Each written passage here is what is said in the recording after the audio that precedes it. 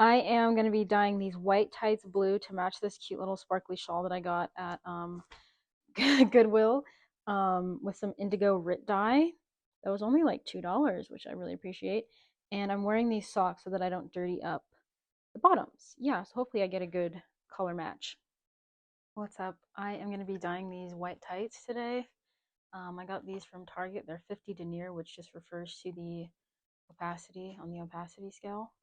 I'm going to be using this indigo all-purpose Rit dye to match, hopefully, this beautiful blue shawl that I got at Goodwill.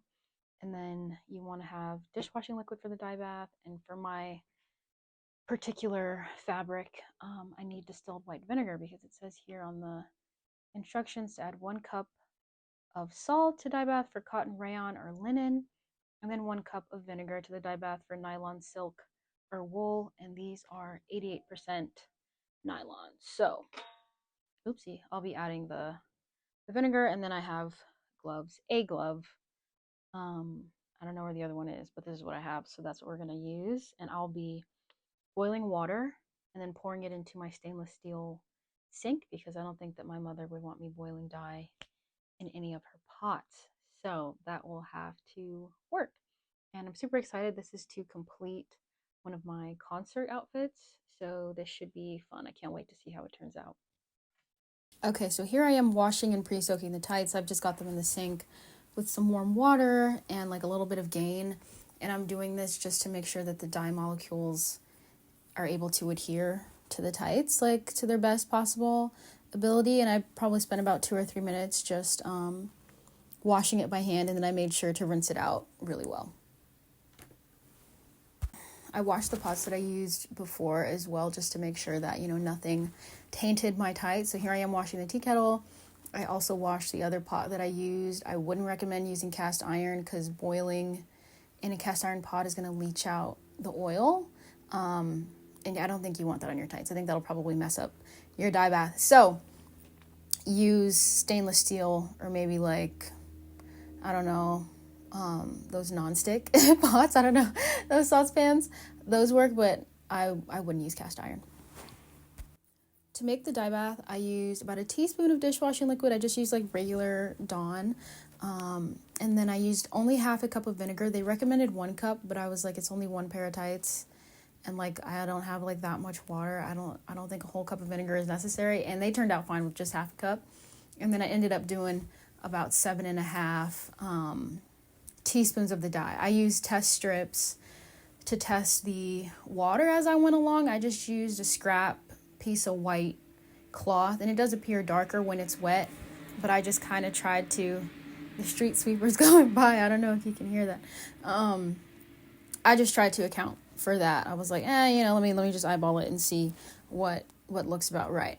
And it turned out how I liked. So I think if I'm trying to get this color again, I would probably use this recipe.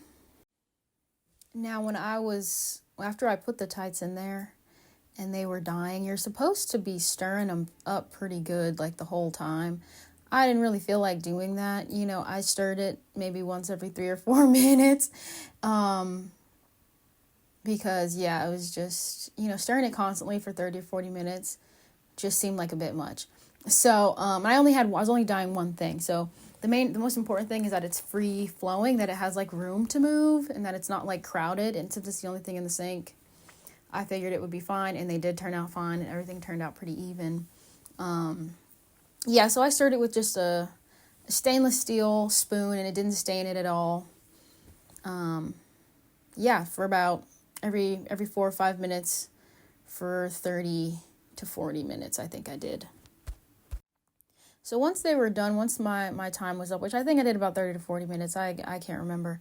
The color looked pretty good to me. I would have, if it didn't, I would have just added some more dye and let them sit in there longer. But they look pretty good to me. So I just rinsed them with some cool water and made sure that the water ran clear. And then I just hung them up to air dry while I cleaned the sink, which was the thing that I was most scared about. I know the sink is stainless steel and that it should be able to, be cleaned and not stain, but I was still scared that it would stain. But as it turns out, Clorox wipes did a good job of cleaning it up, but honestly, like, awesome. The like ammonia, I think it's ammonia based.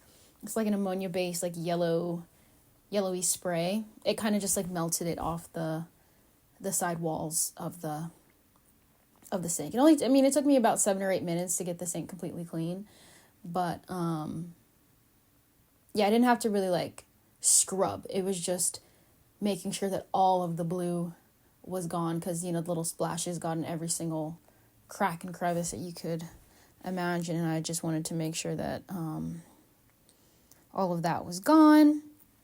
And then the results I'm very happy with. I think they look super cute. They don't exactly match my shawl, but that's fine with me. Like, I kind of wanted that like bright American Apparel-ish kind of look.